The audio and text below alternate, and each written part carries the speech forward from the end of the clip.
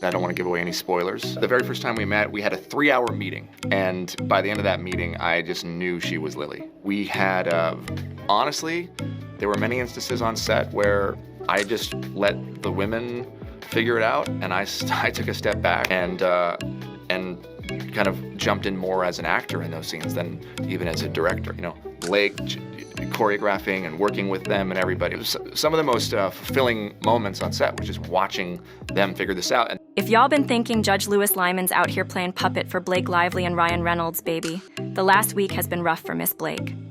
Cause while folks were hyping up how all those Discovery motions were falling right in her lap, Sheely, tables done turned. A few major rulings just hit, and they ain't exactly painting Blake and Stephanie Jones as the poor little victims they trying to act like. Turns out, the judge seeming to buy into Jen Abel's story, like she's the one who got done dirty.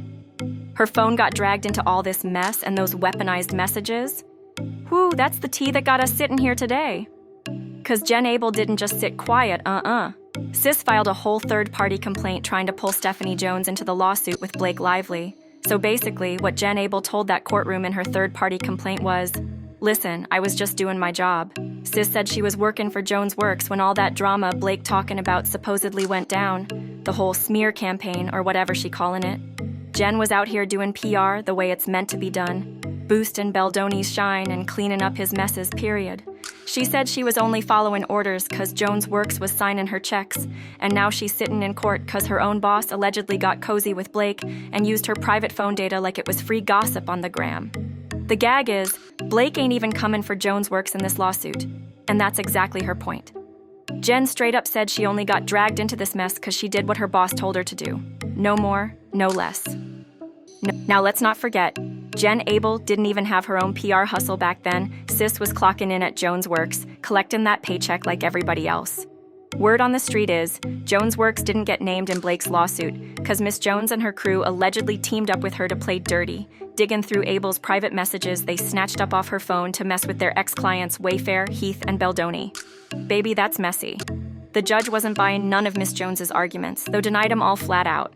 And y'all remember how her lawyers was talking big, saying Abel's claims were frivolous and would get tossed real quick? Well, guess what? That judge said, not today.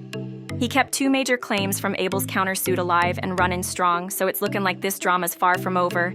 And then we got that whole Van Zandt mess, the fake lawsuit, and all that stolen data. Baby, that same data has been making rounds like it's on tour. It started with Jones, slid its way to Blake Lively, and now it's sitting front and center as evidence in court. So yeah, that Van Zandt situation is still really hot, and the judge, he definitely peeping the details. He doesn't look like he's buying that poor Blake's the victim storyline anymore. Now I ain't gonna lie, his denial got real technical, the kind of stuff that'll put you to sleep if you blink too long. But let me break it down. Abel's complaint against Jones Works came with 3 big claims.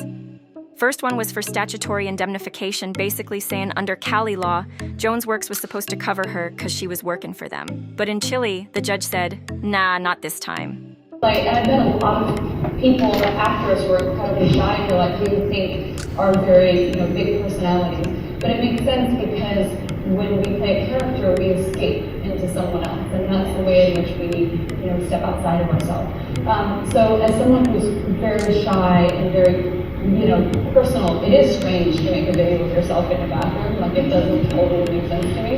And we have so many more videos than I could ever post. So here's the gag. The judge didn't shut it down, but he didn't give the green light either. He basically said, hold up now, I don't even know which state's law we roll in with yet. I need more tea before I pick. But he did admit Abel said enough to make it sound like she could be fully covered, which would flip the bill right onto Miss Jones. Now, under Cali's Labor Code Section 2802, that means if Abel loses anywhere in this lawsuit, Jones Works gotta foot that tab. But if Abel wins, phew, sis still gotta pay up.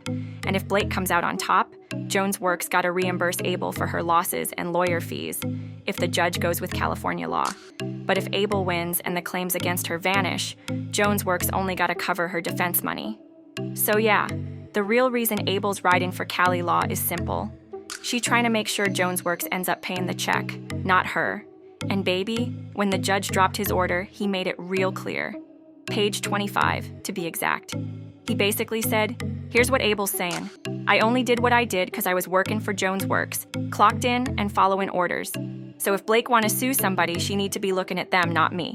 Period. The judge even said that lined up with the classic implied indemnity move, meaning if somebody's only in hot water because of another person's mess, they can push the whole blame and bill back where it belongs. In other words, he's low-key acknowledging that Abel was just the employee carrying out the game plan, while Jones Works was the one calling the shots. I am his home, and our girls are his home. And just like that 19-year-old boy, he races home.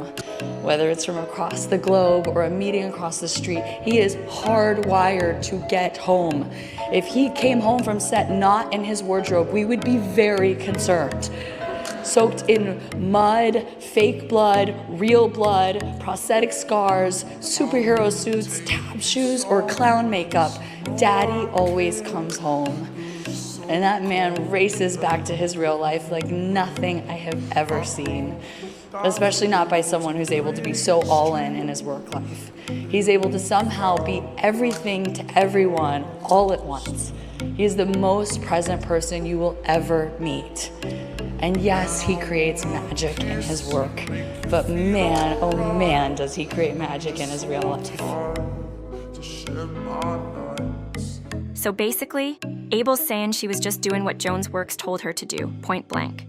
She claimed she was out here working with the Wayfair crew because they were Jones Works' own clients. And let's be real, Jones Works was cashing those checks and living good off it. Her complaint lays it out crystal clear. All that so-called shady stuff the plaintiffs say she did, that was just regular PR work, pushing stories, fixing reputations, and keeping her clients Wayfair and Beldoni looking squeaky clean. And every move she made, every call she placed was under Jones Works' direction. Abel's like, y'all dragging me for doing my job? She insists the only reason her name's sitting on that lawsuit is because she was being a loyal, competent PR pro, doing exactly what her employer paid her to do.